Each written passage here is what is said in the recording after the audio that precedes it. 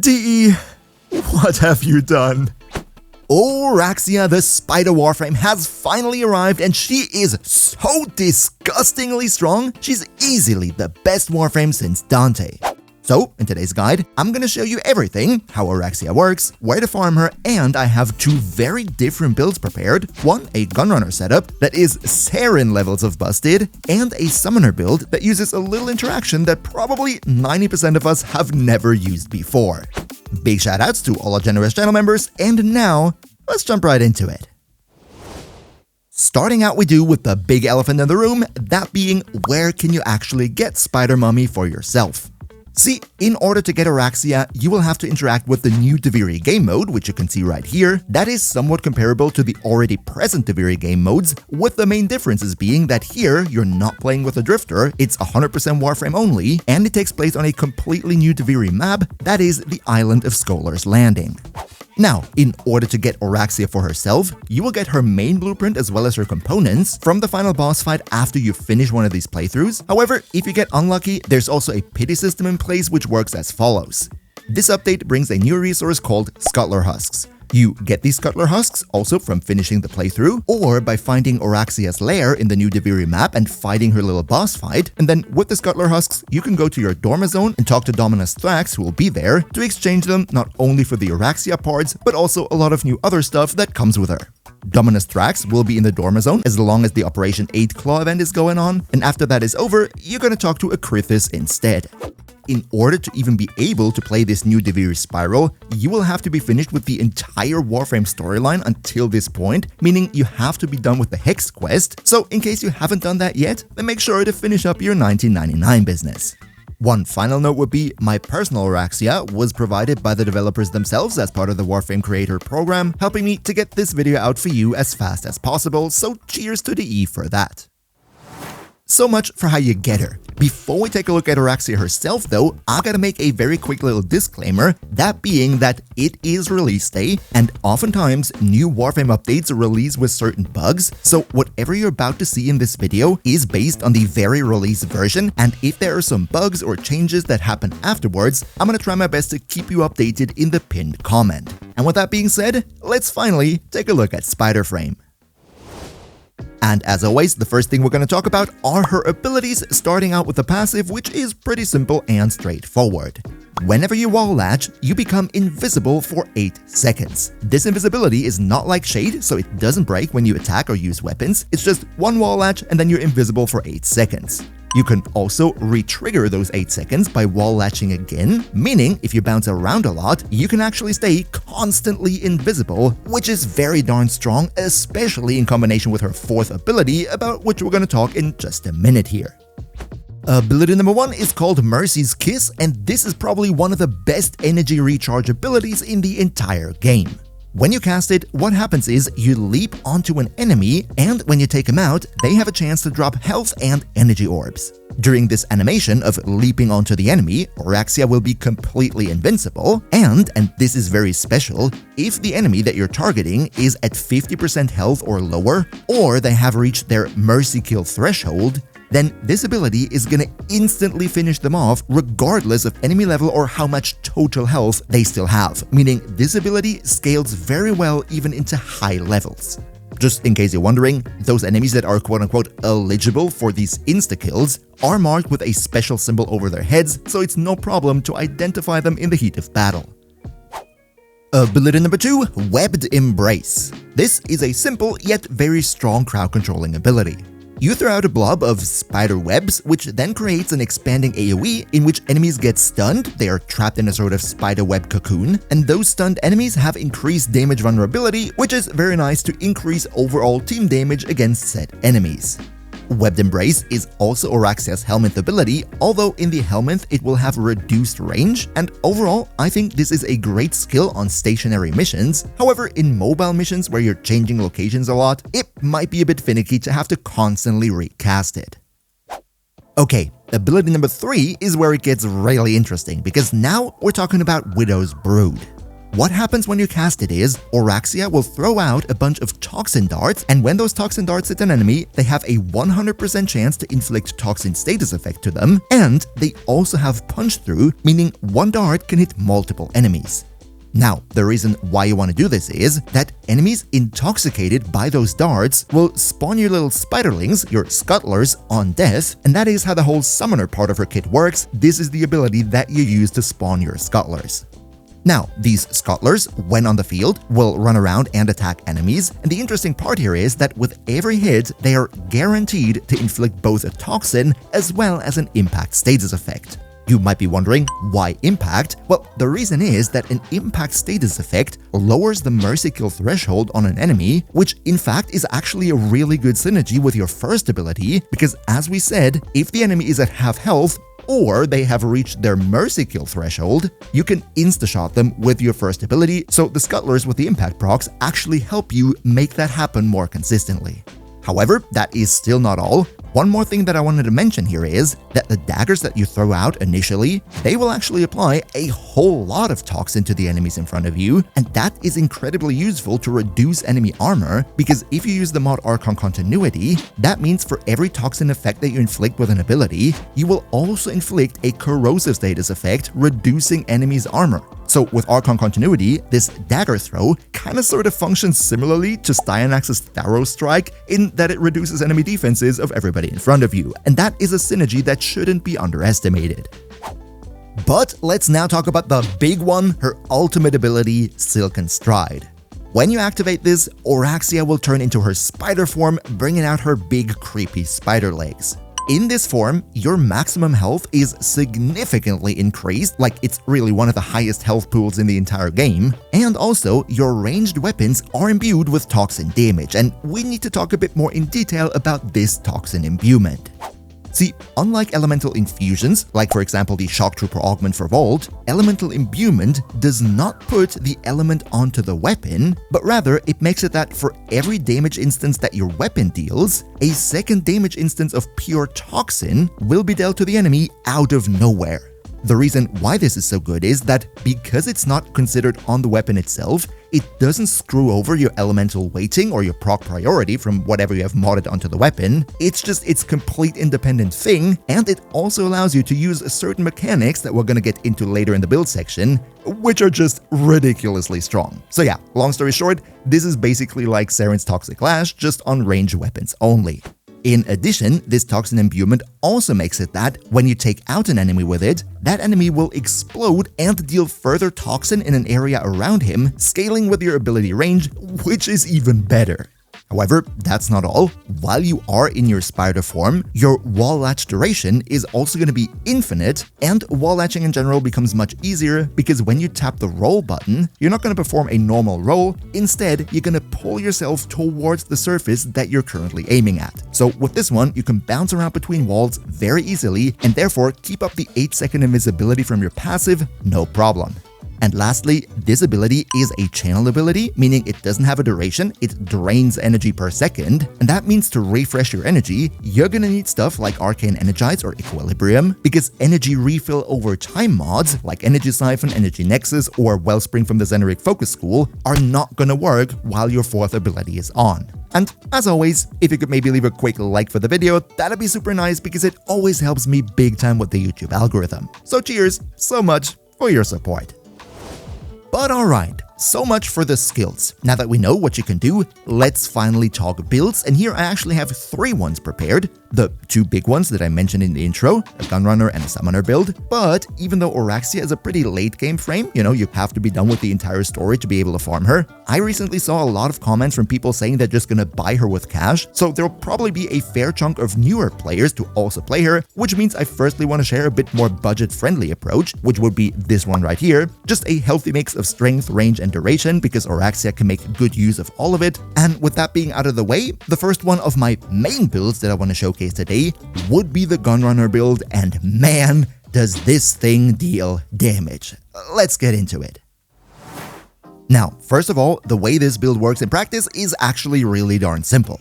You want to use your 4th ability to be in your spider legs form basically all the time and bounce around between walls to constantly refresh your passive and stay invisible, which will allow you to trigger Arcane Crepuscular, which will give your weapons a fat 3x final crit damage multiplier, and it also allows you to use Spectral Serration on rifles, which will give you a fat damage boost. And now that we're already talking about rifles, one more thing that you could maybe incorporate into your build would be one or multiple mods of the Proton set, because with its wall edge mechanics, it's basically tailor-made for Oraxia. Then, even though it's a gun-focused build, use your 3rd ability regardless because of the support from the Scuttlers and all the armor strip that you can get through Archon continuity from it. You shouldn't underestimate it. As for your 1st and 2nd ability, just use them as you see fit. When it comes to the build itself, the first thing I want to talk about would be the helmet options, where first of all, I want to state that I don't think Oraxia necessarily needs a helmet ability. Her kit is very well rounded, but also with the right helmet pick here, I think we can elevate her just that one step higher. Meaning the first question would be, which ability do we subsume over? And even though it might sound controversial, I think your 1st ability, even though it's a great tool for energy regeneration, is also the ability that you probably need the least, because through Equilibrium alone, if you have a companion with Synth Deconstruct, a pretty standard setup, your energy income will be high enough to sustain yourself anyway, so you don't necessarily need your 1st ability to do that. However, if you think I'm crazy, then it's also fair to subsume over her 2, I think, but I would not recommend subsuming over her 3 because the armor strip and the passive support from the Scuttlers is really nice and I wouldn't want to miss it. As for which helmet options are the best on her, the first thing I naturally want to mention is Roar because, you're not gonna use it. Oraxia is one of those frames who can only have one damage buffing ability, and if you use Roar, you have to put it on her 4, which is something that you just do not want to do. So unfortunately, stuff like Roar or even Zata's Whisper are not going to be feasible on her. Nourish though from Grendel is a very fine option here because not only does it give you viral infusion on your weapons, which is always appreciated, but it solves all your energy issues, meaning if you subsume this one over your 1st, you're not gonna have any problems. And also don't forget the passive viral priming that it gives you, because when you or allies get hit by enemies with this buff on, it will trigger an AoE viral explosion that primes them and makes them even more vulnerable. And then finally, I want to talk about Breach Surge because it too will unlock a very, very strong interaction later on, so just keep it in mind for the time being. However, these are of course not the only helmet options. If you want to go for something else, then by all means do that and maybe let us know in the comments down below what you cooked up. Next, let's talk about Archon shards, and here one thing is very clear: go for 2 normal green ones to increase the amount of corrosive procs that you can stack on an enemy from 10 to 14, because this will then allow you to fully reduce enemy armor down to 0 on just corrosive alone. And as we already said, with all the toxin that you're going to inflict, plus Archon continuity, you're gonna inflict tons of corrosive too, meaning with those 2 green shards, the enemy armor is just gonna melt. As for the other 3 slots, for the Gunrunner build, they're actually pretty flexible. You could of course go for more ability strength or ability duration with red shards, but if you rather have more maximum energy from blues, then that's fair too, or you go for casting speed or convenience with the yellows. Really, the choice here is yours. But alright, let's finally talk mods, and this right here would be it. Let me explain. First of all, in the Aura mod, it doesn't really matter all that much. I went for Growing Power because a little bit more ability strength is always nice. Note though, in case you wanted to go with Arcane Avenger in your Arcane slot, you would probably ideally use Combat Discipline to inflict a bit of self-damage because you're going to be invisible most of the time, and that just gives you the consistency that you need. In the Exilus slot, I went for Preparation because it's just incredibly convenient to use. However, you could just leave it open if you wanted to or use something completely different. This one doesn't matter all too much. If you wanted to, you could even use this one Proton mod if you wanted to go for the Proton mod set that you can fit in here. For the stats, we go for a healthy mix of strength, range, and duration. The range is actually pretty important because it determines the AoE of your second ability where you stun the enemies. It determines the range of the Nourish explosion for the viral priming, but also the range of the explosions when you take enemies out while you're in this form here. So I went for Overextended and Stretch to make that happen.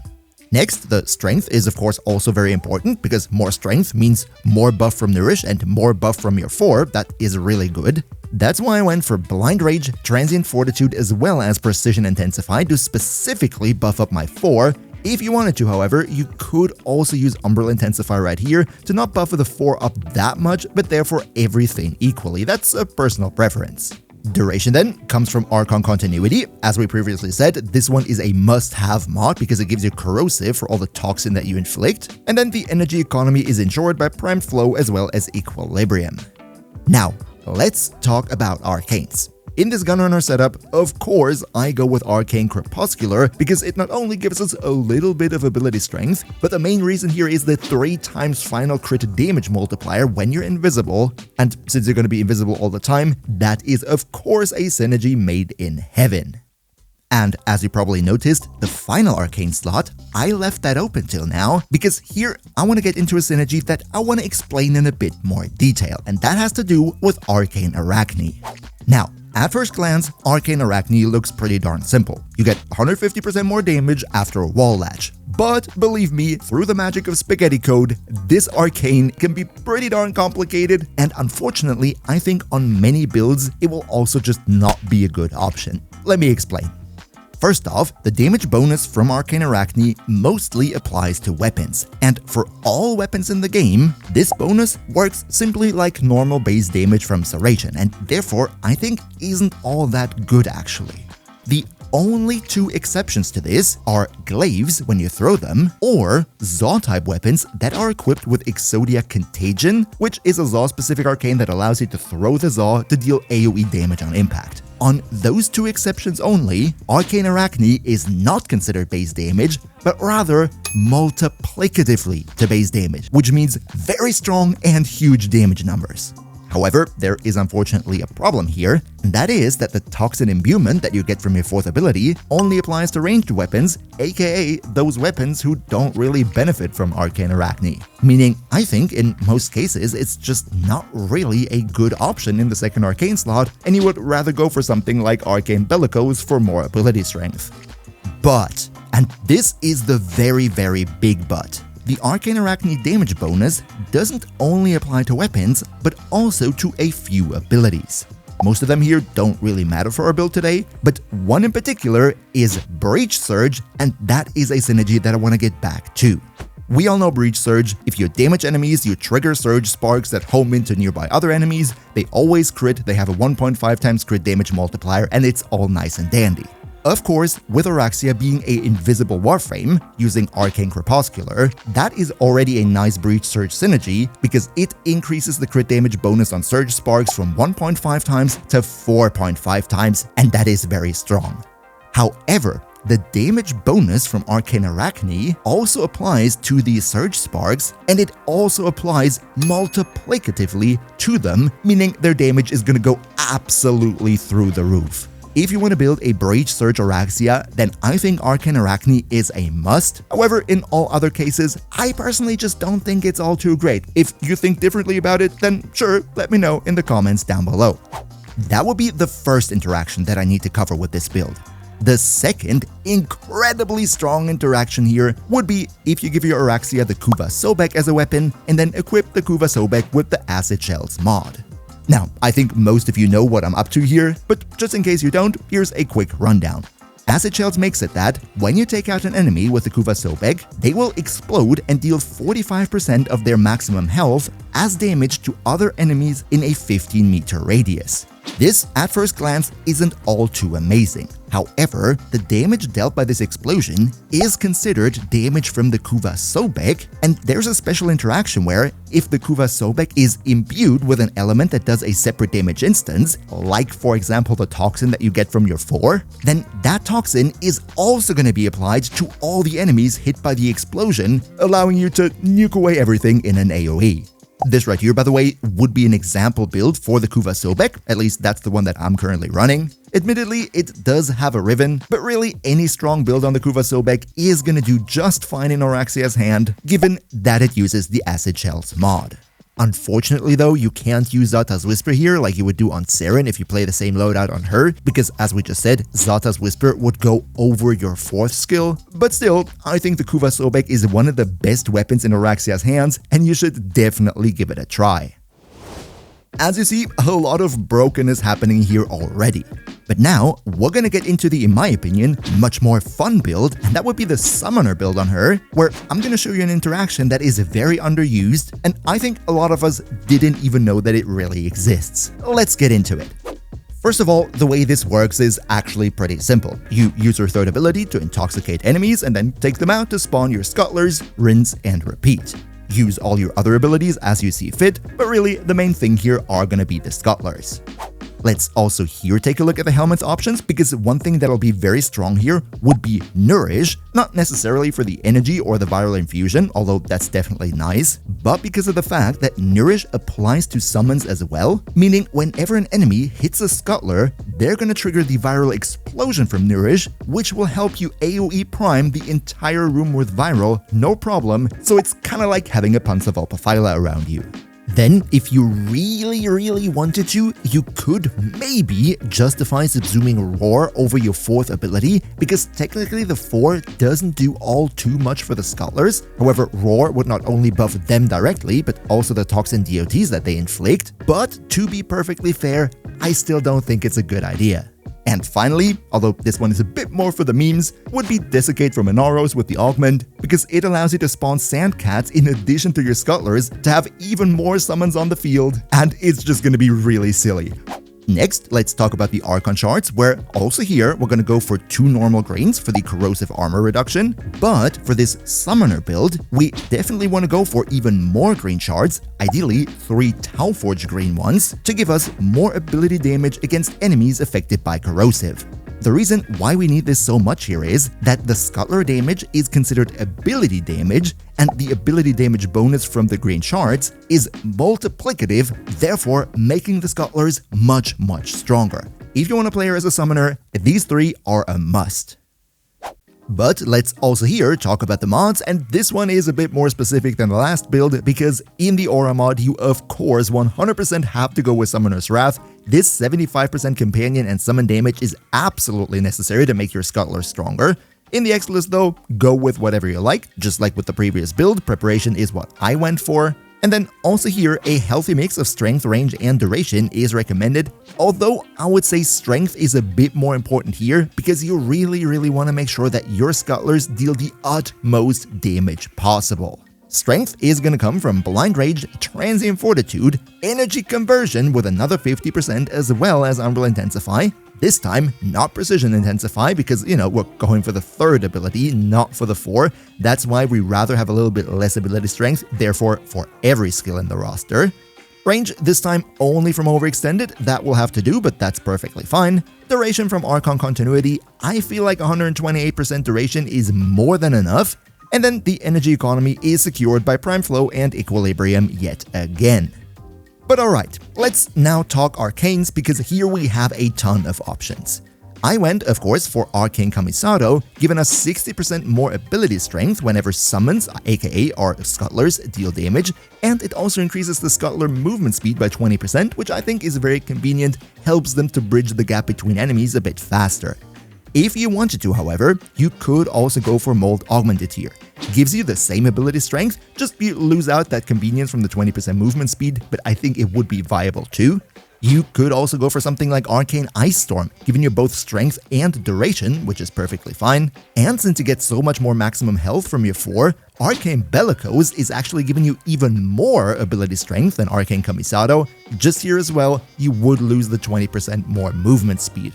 As you see, there's a lot of variety as to what you can put in this slot right here. Now, as you see, also here I intentionally left the second arcane slot open, because now we're gonna come to the interaction that a lot of players probably don't even know about, so also here I will need a minute to explain. In this last arcane slot, I used a very strange arcane by the name of Theorem Infection.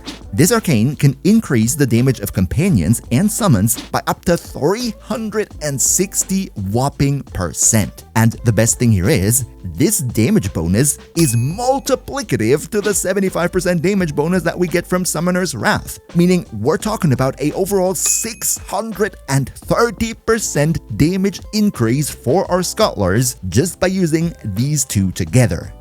Now, the way that you trigger Theorem Infection is a little bit special, because in order to do that, you need to run a kit gun, which doesn't matter as long as it can kill enemies, and equip one of the 4 residual arcanes to that kit gun. These residual arcanes are kit gun only, and the way they work is pretty similar across the board. If you take out an enemy with the kit gun, they will create somewhat of an AoE around the enemy, and standing in that AoE will then stack up the Theorem Infection arcane on your Warframe. My personal favorite here would be Residual Shock, because I feel that the AoE of this is just longer lasting and bigger than the others, but of course, you do you. So yeah, long story short, if you use a kit gun with a residual arcane to stack up Theorem Infection onto Oraxia, your Scuttlers are gonna do ridiculous damage. However, there is one bug that I need to point out here, and that is that seemingly, once you reach the max stacks on Theorem Infection, you can't refresh them anymore, and if it runs out, it just disappears completely and you can't even get it back.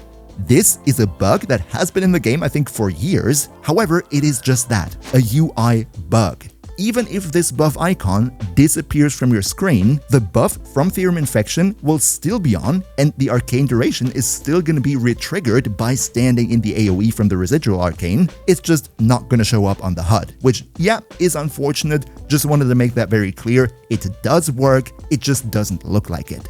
However, of course, if you just do not want to bother with all of these shenanigans, then as a second arcane I would also recommend Arcane Bellicose or maybe Molt Efficiency for more ability strength or ability duration. And if you want to see a list of the best Warframes 2025, then don't miss this video right here. Another massive shout out to Niels V, Demonoid Cell, Demon Emperor, Emperor Prime, Nos Linux Gaming, Turtlepeer, Lycon Shepherd, Ondakaneo2, Pepperwolf, Mihawki, Phil the Meme, Socrates the Almighty Rat, Leo Murazaki, Damon, Shadow Lockhart, Trollaloxen, Kiski, Herantares, Patrasader, Christopher S. Mawson, and all other generous channel members for your continuous support. We see each other, hopefully in the next one, and until then, as always, good loot.